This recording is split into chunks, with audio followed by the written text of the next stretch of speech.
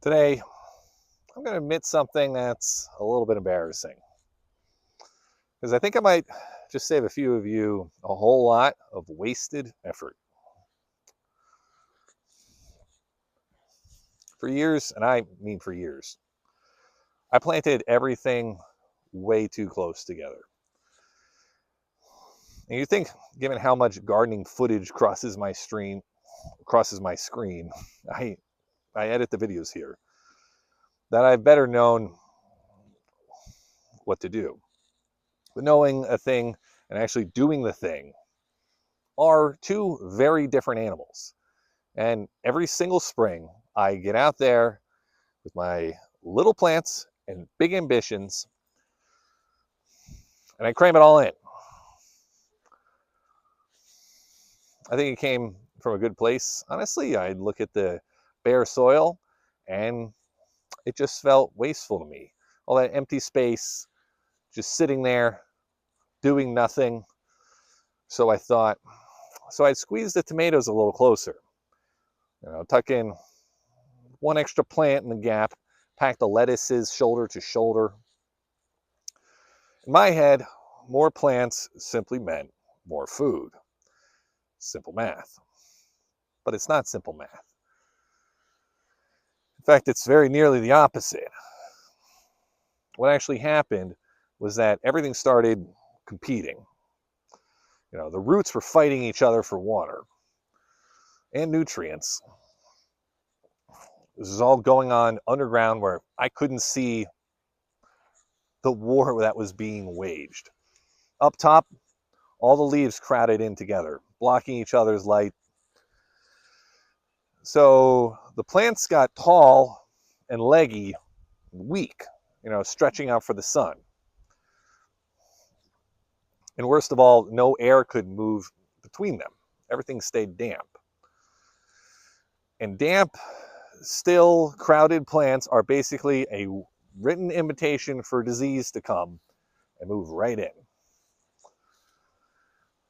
I had so much more trouble with the mildew and rot than I ever needed to. And for the longest time, I genuinely could not work out why.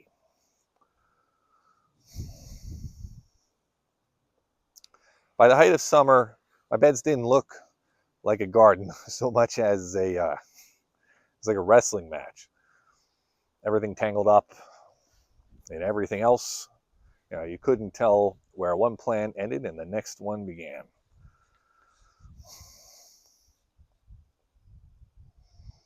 I'd have to go fishing around in the middle of it all just to find a single ripe tomato. Half the time when I finally dug one out, it had a soft brown spot on it where it had been pressed up against a freaking leaf that never once got the chance to dry off properly. That's exactly the kind of thing that happens when nothing has any breathing room. The plants weren't the problem. My spacing was the problem. The year I finally listened, the year I actually read that little spacing number on the back of the seed packet and respected everything, that's when it all changed. Fewer plants, far more food. I know how backwards that sounds, but it's true. Each plant had room to breathe, room to spread its roots out, room to soak up the sun with air moving freely all around it.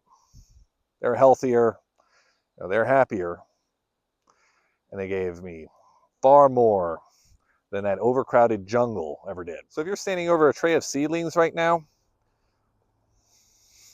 and you feel like the spacing on the packet is just a bit greedy with all that room, you should trust it. Give the plants their space.